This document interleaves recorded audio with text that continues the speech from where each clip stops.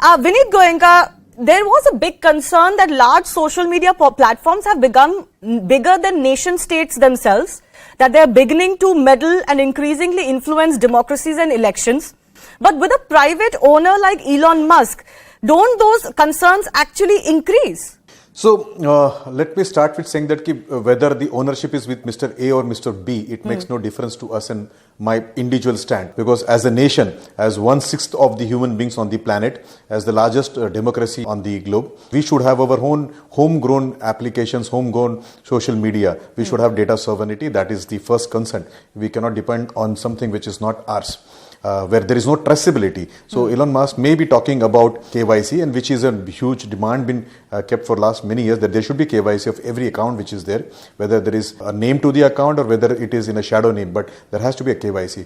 But more than that particular KYC, there has to be a traceability element which is there, and he is not talking about that. Rather, Twitter is talking about it. Number two, Twitter has weaponized itself. It is using against democracy. I've seen that in elections of US. Then it has acted where, Mahathir Mohamad, one of the presidents of the Eastern Asian country, he called for killing of Frenchmen, and Twitter did not act on that. Whereas in Bangladesh, the victims of the riots or victims of the genocide which happened there, they were muzzled, their voice was muzzled. So you could see that Twitter as an organization has taken sides. One place they did not act on calling for killing genocides of French people, but on the other side, the victims were not allowed to put their own tweets in the public space. We also have seen that in India, back in India, they have played with our political maps. They have acted like publisher, and Twitter was never a platform. So let us not call it as a platform. It's a publisher. It edits. It acts like an editor. It tells you that either it's malified, whether they do blocks, they do shadow banning.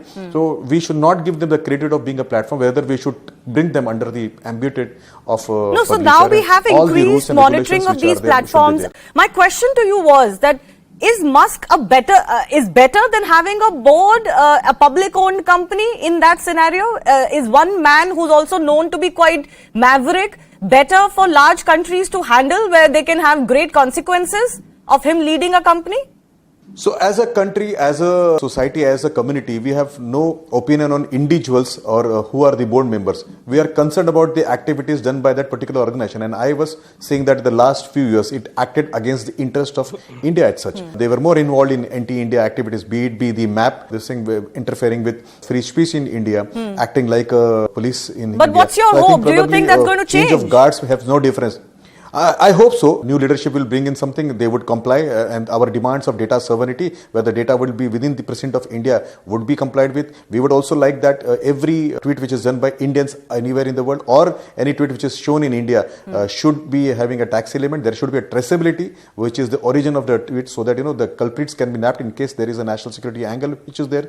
Number three, it should not allow Twitter to become a weapon in the hands of terrorists. And if you see my plea, where I went in Supreme Court, and Supreme Court has issued a notice to Twitter, where my plea to the CGI was that they have allowed terrorists to use Twitter as a weapon here. And they knowingly, because my conversations are there with the officials of Twitter, where they knowingly accepted advertisements, blood money from terrorists, and banned terrorist organizations, SFJ, that is Mr. Panun, who also banned terrorists in India. And they did it, and had brought it in the notice of high officials of Twitter, and not only verbally but also in a written communication. Yet they chose to collect that money. They yet continued to show that tweets. So it shows that the entire organization of Twitter chose to take blood money, and they are involved in this, and they knowingly did it. So somebody does it unknowingly, even that is a crime in the eyes of I'm coming to you next.